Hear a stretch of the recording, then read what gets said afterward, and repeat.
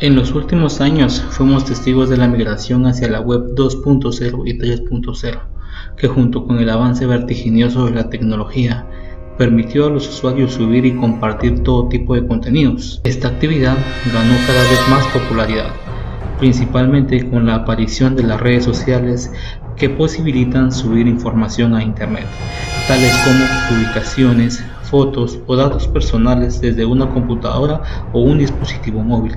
De la misma manera es posible manejar cuentas bancarias e incluso realizar transacciones comerciales. En este sentido, la gran concentración de información sensible que se encuentra disponible en Internet puede convertir a un usuario en una potencial víctima si no toma los recaudos o las precauciones necesarias. Iniciemos. Antes que nos adentremos a los siguientes temas, vamos a definir primero qué es la privacidad. Y decimos que entonces que la privacidad es aquello que se lleva a cabo en un ámbito reservado. En Internet podría entenderse como el control que ejercemos sobre nuestra información para limitar la cantidad de personas autorizadas a verla. Esto incluye tanto datos personales como fotografías, documentos, etc. Internet y la privacidad. Decimos entonces que Internet es una herramienta que nos permite realizar un conjunto de cosas, tanto con la interacción entre dos o más personas. Dichas características se van a ver reflejadas en sitios como Facebook, Twitter, redes sociales, donde todas las personas suelen compartir públicamente sentimientos, ideas, opiniones, noticias, fotografías y videos. Esto forma parte de la interacción social normal que en la actualidad es necesario considerar. Internet es un espacio abierto al mundo, por lo tanto cualquier acción que se realice puede tener un impacto global y permanente. Por ejemplo, alguna publicación de la cual una persona pueda arrepentirse, como una fotografía u opinión, no solo podrá ser vista por millones de usuarios, sino que también será prácticamente imposible de borrar, ¿verdad?, completamente en la red. También se puede realizar una acción peligrosa al publicar datos que puedan identificar a una persona, como una dirección, teléfonos, lugares de estudio, trabajos, prácticamente los días que se van de vacaciones. Esto puede resultar todavía más complicado. Se posee una gran lista de amigos que no son conocidos personalmente. Por todo lo que se ha mencionado anteriormente, es de suma importancia antes de publicar algo que cada persona piense en las consecuencias que puede llevar a divulgar mucha información. Es importante que cada persona piense las consecuencias que puede conllevar divulgar información sensible. Amenazas. Cuando nosotros estamos hablando de amenazas, prácticamente nosotros podemos subdividir tres acciones muy importantes. Por ejemplo, el oversharing, protocolos inseguros y códigos maliciosos. Cuando estamos hablando de oversharing, prácticamente se da al compartir de manera desmedida la información. En los protocolos inseguros se relaciona con la seguridad en la comunicación de las aplicaciones, y en los códigos maliciosos prácticamente podemos decir que esto se realiza con el fin de robar información, ¿verdad? Vamos a explicar parte de estos para que ustedes pues vayan comprendiendo de mejor manera en qué consiste cada uno de estos temas. Cuando estamos hablando del oversharing, prácticamente pues esto se da al compartir de manera desmedida la información. Se ve comúnmente pues en las redes sociales y con ayuda de los smartphones. Cada día se hace mucho más notorio a la hora de planificar un ataque, ¿verdad? Cuando estamos hablando de un ciberdelincuente, prácticamente podemos decir que este ciberdelincuente puede nutrirse de cualquier material para poder planificar su ataque, pues, ¿verdad? Podemos decir entonces que este se puede nutrir de múltiples datos. Podemos decir también que se puede realizar desde una simple ubicación, ¿verdad?, como lugares donde prácticamente se habitúe, ¿verdad? Por ejemplo, una oficina donde se trabaja, ¿verdad? También podemos decir que puede ser hasta los detalles de cada uno de los contactos que usted puede colocar en alguna red social, y por esta razón, cuanto más información se comparta, más expuesto se estará, ¿verdad?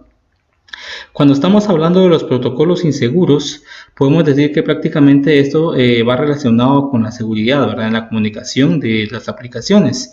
En muchas ocasiones, pues siempre se utilizan protocolos que realmente no se ponen o no ponen un foco para mantener la seguridad y la privacidad de los usuarios, sino que prácticamente estos siempre prevalecen en cuanto a, a la funcionalidad y la simplicidad de su uso. Prácticamente esto deja muchas veces expuesta información sensible en manos de posibles atacantes, ¿verdad? Entonces, por lo tanto, cuando usted, ¿qué quiere decir esto? Eso quiere decir de que cuando usted ingrese a una página web, ¿verdad?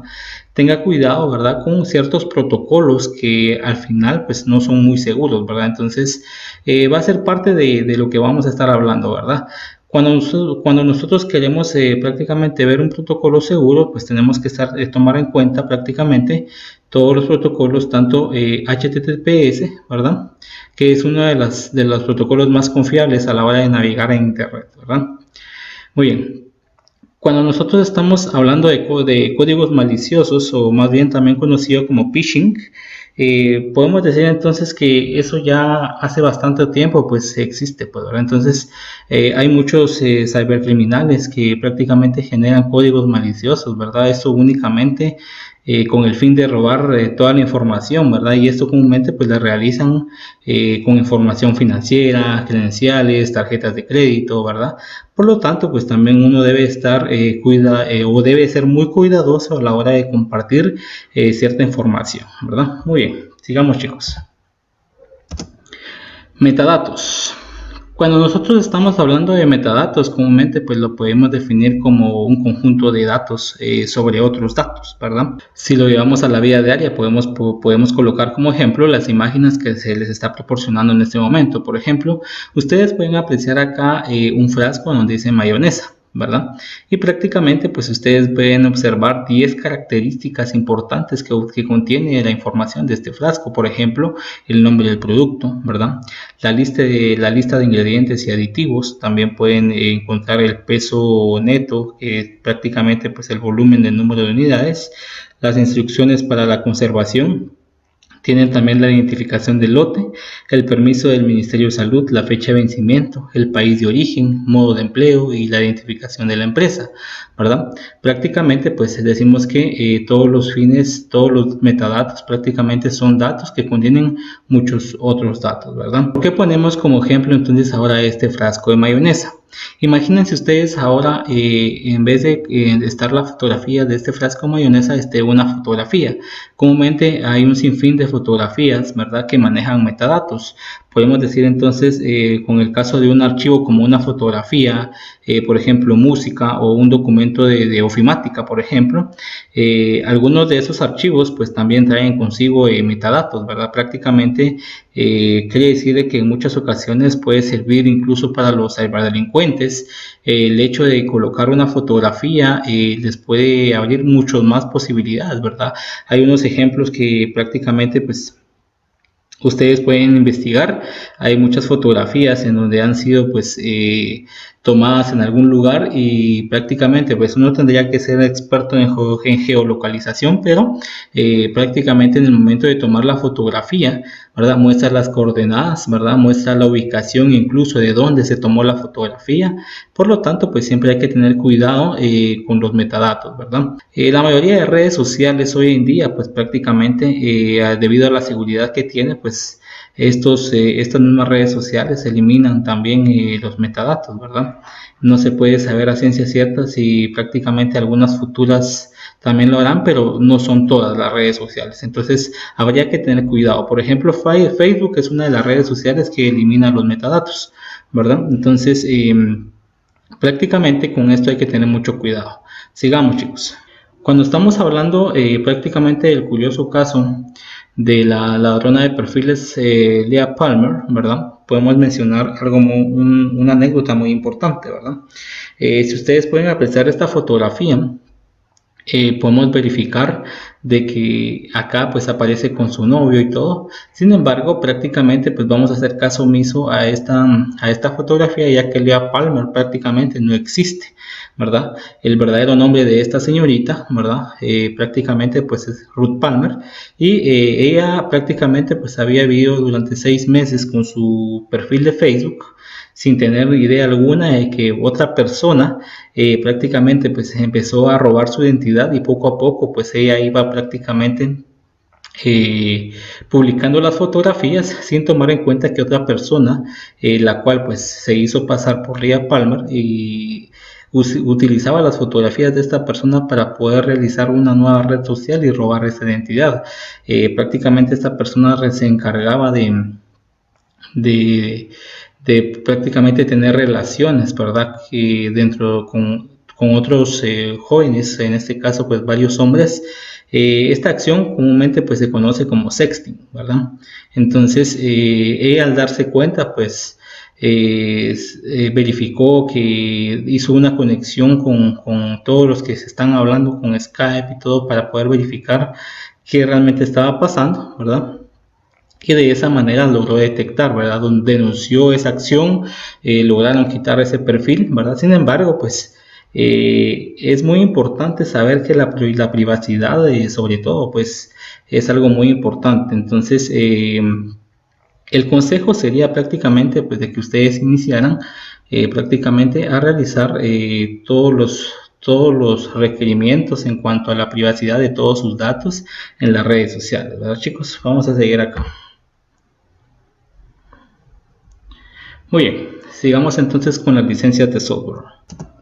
Muy bien, cuando hablamos de software prácticamente podemos decir que entonces el software nació libre. En la década de los 60 más o menos, en los primeros años, eh, el software prácticamente podemos decir que se desarrollaba de manera colaborativa y era libremente compartido. Este todavía no era visto como un producto, pues, ¿verdad? Quizá debido a su poca masificación, ¿verdad?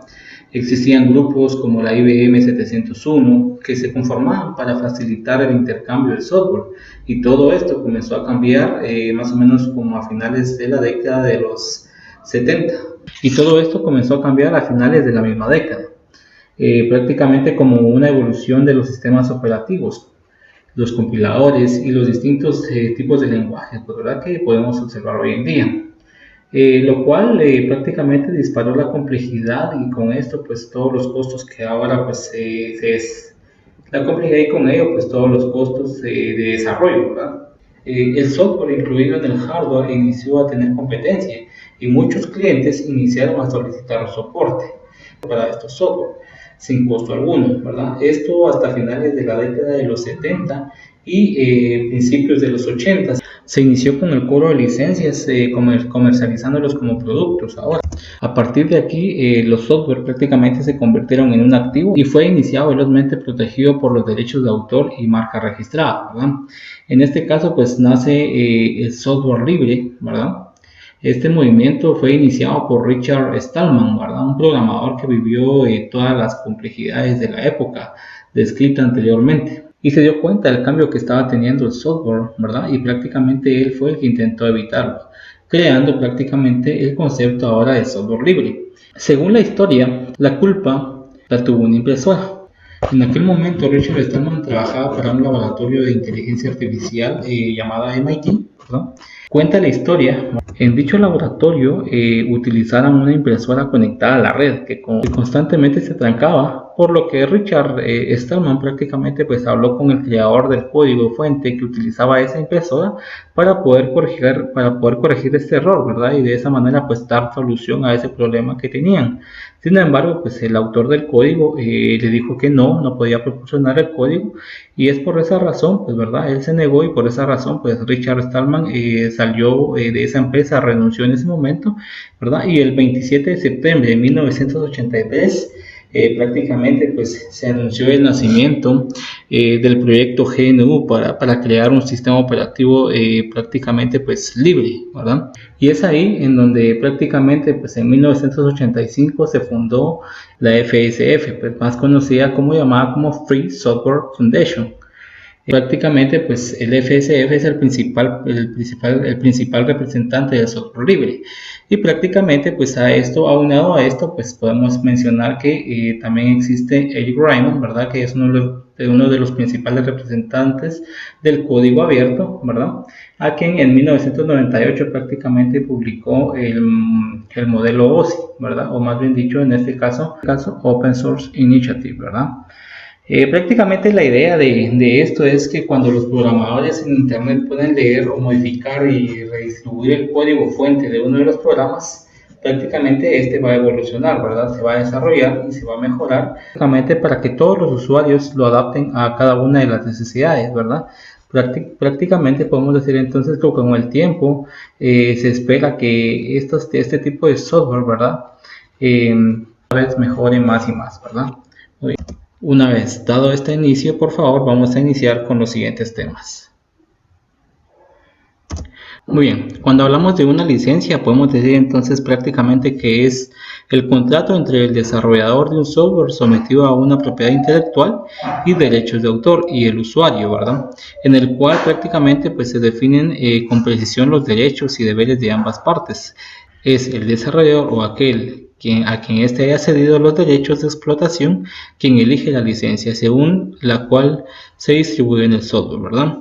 Cuando estamos hablando de una patente, también podemos decir que el conjunto de derechos exclusivos garantizados por un gobierno o autoridad al inventor de un nuevo producto, material o inmaterial, susceptible de ser explotado industrialmente para el bien o visitante por un periodo de tiempo limitado. Cuando estamos hablando del derecho de autor o copyright, podemos decir entonces que esa es la forma de protección proporcionada por las leyes vigentes en la mayoría de los países para los autores de obras originales, incluyendo obras literarias, dramáticas, musicales, artísticas e intelectuales, tanto públicas como pendientes de publicar, ¿verdad? Oye, hablando de software libre, podemos decir entonces que este proporciona la libertad de ejecutar el programa para cualquier propósito. También permite estudiar el funcionamiento del programa y adaptarlo a sus necesidades. También redistribuir copias y mejorar el programa y poner sus mejoras a disposición del público para el beneficio de toda la comunidad. Cuando estamos hablando de un software de código abierto, podemos decir entonces que prácticamente la distribución también es libre, ¿verdad? Inclusión del código fuente, permite las modificaciones y trabajos derivados en las mismas condiciones que el software original. Prácticamente podemos decir que también la integridad del código fuente del autor, dependiendo prácticamente de lo que se requiere de trabajos derivados, tengan distintos nombres o versiones. También no existe ningún tipo de discriminación a personas o grupos, prácticamente sin uso restringido a un campo de actividad. Todos los derechos otorgados al programa serán válidos siempre y cuando pues, el software sea redistribuido sin imponer condiciones complementarias. La licencia prácticamente no debe de especificar para qué producto va a ser determinado. La licencia no debe poner ningún tipo de restricción a otro producto que prácticamente también se distribuya junto con él, y la licencia debe ser tecnológicamente neutral. Prácticamente todos tienen derecho a utilizarlo, ¿verdad? ¿Cuál es la diferencia entonces ahora entre un software libre y un software de fuente abierta? Podemos decir entonces que el software libre nos va a permitir el usarlo, ¿verdad? Sin embargo, pues no incluye el código fuente, ¿verdad? Mientras que el software de fuente abierta o código abierto sí tiene el código fuente, ¿verdad? Que nosotros vamos a poder manipular y recrear una estructura para poder mejorar el programa, ¿verdad? Muy bien, sigamos chicos. Muy bien, estándar abierto, software de dominio público, software con copyleft y software semilibre. Cuando nosotros estamos hablando de software de dominio público, podemos decir prácticamente que es todo aquel software que no está protegido con copyright, que en este caso pues todo el mundo puede utilizar. Cuando estamos hablando de software con copyleft, prácticamente podemos decir que es un software libre cuyo término de distribución prácticamente nos permite a los redistribuidores, ¿verdad?, agregar ningún tipo de restricción adicional cuando prácticamente pues, nosotros lo estemos redistribuyendo o modificando, ¿verdad? Y prácticamente también ya la versión que nosotros hayamos modificado también debe ser libre. Cuando nosotros estamos hablando de software semilibre, prácticamente podemos decir que es aquel que no es libre, ¿verdad? Pero viene prácticamente con autorización de usar. Eso significa que pues yo le voy a permitir utilizar este software por cierta cantidad de días. Sin embargo, pues ya cuando usted lo pruebe, prácticamente usted me paga la licencia y de esa manera ya puede continuar utilizándolo, ¿verdad? También nosotros tenemos ahora podemos decir entonces que esta distribución prácticamente permite modificar algunas particulares prácticamente sin fines de lucro, pero prácticamente sí va a tener que ser con autorización del que creó este código fuente, ¿verdad? Muy bien. Sigamos entonces, chicos. Freeware, shareware, software privativo y software comercial. Vamos a explicar algunas diferencias de estos. El término freeware prácticamente nosotros lo utilizamos comúnmente para programas que nos van a permitir la redistribución, pero no la modificación, ¿verdad? Y prácticamente puede decir entonces que su código fuente no está disponible. Lo podemos utilizar, pero no podemos modificarlo. El término shareware podemos decir prácticamente que consiste en software con autorización de redistribuir copias, pero debe pagar prácticamente algún tipo de beneficio por la licencia de uso continuado, ¿verdad? En este caso, como le estaba explicando anteriormente. Si en este caso, pues yo tengo una licencia trial, yo voy a poder probar el programa, ¿verdad? Por 30 días, pero luego, si yo quiero continuar usándolo, debo de pagar su costo. En este caso también tenemos el software privativo, ¿verdad? Prácticamente cuando estamos hablando del software privativo decimos entonces que es todo aquel cuyo uso y redistribución, tanto modificación están prohibidos, ¿verdad? Y prácticamente se va a necesitar solo autorización para poder prácticamente ser utilizado. Y el software comercial, vamos a decir entonces que es desarrollado por una empresa que pretende ganar dinero por su uso. Esto quiere decir que el software comercial es totalmente lucrativo, ¿verdad? Muy bien. Muy bien, chicos, entonces con esto estamos finalizando. Gracias por su atención, ¿verdad? Nos veremos en una próxima clase y pues espero que ustedes hayan obtenido algo acerca de este tipo de contenidos. Éxitos y tengan buen día.